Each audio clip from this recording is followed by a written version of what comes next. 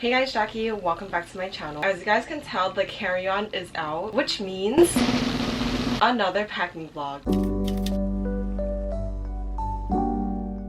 Now, I'm only going for a few days, so I really want to build a capsule wardrobe. I feel like I say this every time, but I always end up overpacking. But trust me, this time, it's definitely a capsule wardrobe. I also like to plan out my outfits, so I love using Procreate on my iPad. It makes everything so much easier. Now, we're only there for about 4 days and a half-ish, so I don't need to bring too much. The weather is also looking not the best, so I do have to bring chunkier knits with me, which is why a capsule wardrobe is perfect, because I need to save as much space as possible without sacrificing fashion. All of the outfits are going to be paired with an outerwear, which I have two options for. The first one being this chunky knitted cardigan. It's in a really nice deep navy, definitely a staple color. It also has buttons in the front, so I can wear either closed or open. We love the versatility. Next outerwear is going to be a little thicker, perfect for layering. It is this wool cardigan, again with the buttons. This one has gold buttons, which I love. It is a lot thicker, and I feel like layering this with a long sleeve underneath would definitely insulate me. Also very staple, the color black. Next is tops, which is where we have the most options. First option is this light yellow t-shirt. I love the red accent. It's a nice pop of color. I decided to pack this baby tee instead of all my other white ones because the knit of this is actually thicker. It's 100% cotton as well, but it's just a heavier cotton. It's thicker and it fits really well. Next top is for when it gets a little bit chillier. I'm deciding to bring this gray bodysuit. It's long sleeves. It has a scoop neckline, but what I like about this is that there is no tags at the back, so if it were to be really cold, I could just wear this flipped around. That way the higher neckline is in the front and I'll be more insulated. I also decided to bring a bodysuit in case I want to wear under other items. Another item for layering is this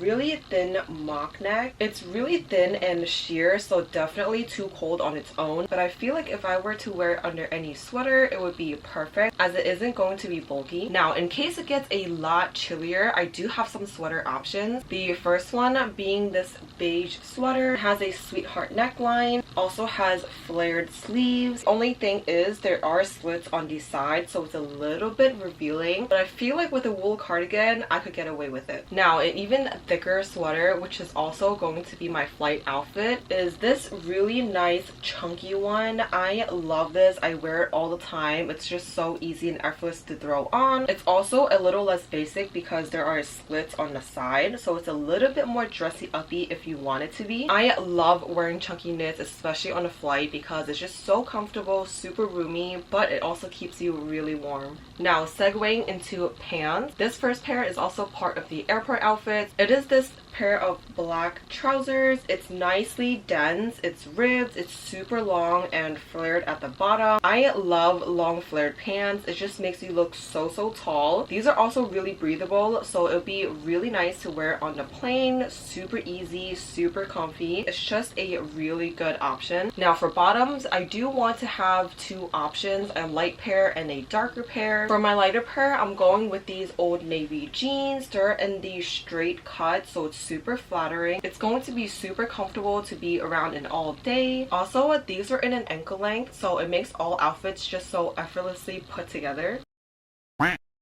These are my favorite pair of dark wash jeans. It's not exactly dark wash. I feel like it's faded a lot over the time, but it's kind of like a off black or like a dark charcoal, if you will. But what I love most about it is that it's so stretchy. It hits me at the ankle, and there are these front seam detailing which kind of elevates an outfit. I've had this pair for years and I just love it so much. Now, for one of those days we are going to like a fancier dinner, so I do need a dressier option. I'm only going to be bringing one dress, and it is this one. It is kind of like hard to show on camera, but it's super long. It's like a midi length and it's completely backless. There are these ties that go around your shoulders and just tie in the back. I'll insert a picture of what it's supposed to look like on because it's obviously not making sense right now. I love this dress because it has a backless moment, but also there's like ruching on the side of the dress which will hide a food baby really well. And to pair with that, I'm going to be bringing these Target heels. These are my ride or die. They're so comfortable. I feel like the color is super neutral, goes with everything, and I love the pop of color in this snake print heel. Now, time for accessories. I had a really hard time narrowing down